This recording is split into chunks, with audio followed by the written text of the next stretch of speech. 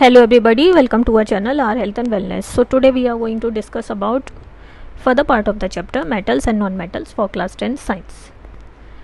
So which non-metal is used to preserve food material? Nitrogen is the non-metal which is used to preserve the food material.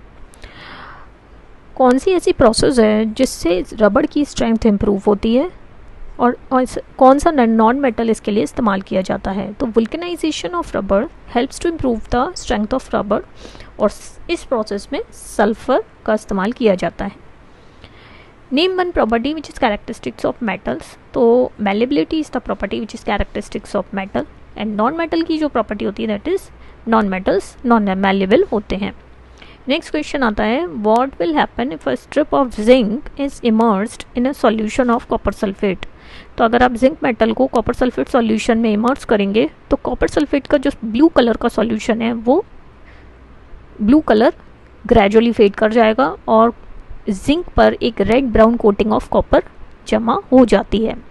Next question आता है what is brittleness and which type of elements usually show brittleness, metals और non metals. तो brittleness is the property in which hard but break हो जाता है, non metal आसानी से break हो जाता है, तो ज़्यादातर नॉन मेटल्स ब्रिटलनेस दिखाते हैं. नेक्स्ट क्वेश्चन आता है what will happen if a strip of copper is immersed in silver nitrate solution. तो अगर आप स्ट्रिप ऑफ कॉपर को सिल्वर नाइट्रेट के सॉल्यूशन में इमर्स करते हैं तो सॉल्यूशन धीरे धीरे ब्लू हो जाता है और ग्रेइश वाइट डिपॉजिट हो जाता है सिल्वर मेटल का कॉपर स्ट्रिप पे.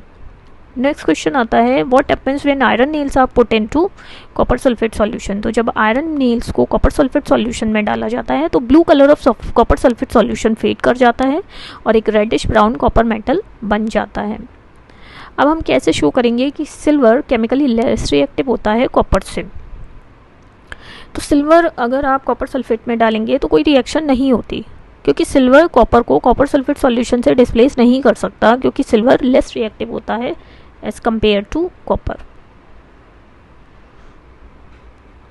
नेक्स्ट क्वेश्चन आता है blue colour of copper sulphate solution is destroyed when iron filings are added to it.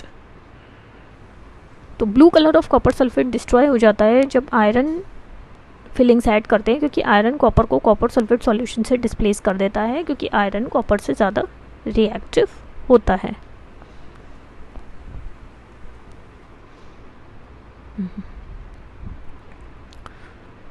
Next question आता है name a non metal having very high melting point. तो diamond is the non metal having a very high melting point. Graphite की कौन सी property होती है जिससे वो electrodes को बनाने में इस्तेमाल की जाती है? तो ग्रेफाइट इलेक्ट्रिसिटी को कंडक्ट करता है जिसकी वजह से इलेक्ट्रोड्स बनाने में इस्तेमाल की जाती है. अब ऐसे कौन से दो नॉन मेटल्स हैं जो ब्रिटल भी हैं और नॉन डक्टाइल भी हैं?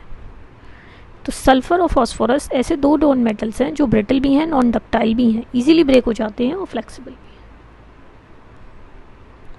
अब ऐसा नेक्स्ट क्वेश्चन आता है कि कुछ मेटल्स डल अपीयरेंस हो जाते हैं अगर आप एयर में एक्सपोज करते हैं लंबे समय तक.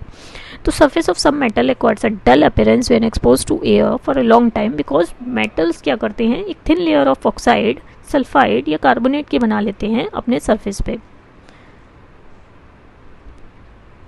अब नेक्स्ट आता है कि मैग्नीशियम कौन सी गैस लिबरेट करता है अगर हॉट बॉइलिंग वाटर से उसकी रिएक्शन कराई जाए. तो मैग्नीशियम हाइड्रोजन लिबरेट करता है अगर आप उसकी हॉट बॉइलिंग वाटर से रिएक्शन कराते हैं.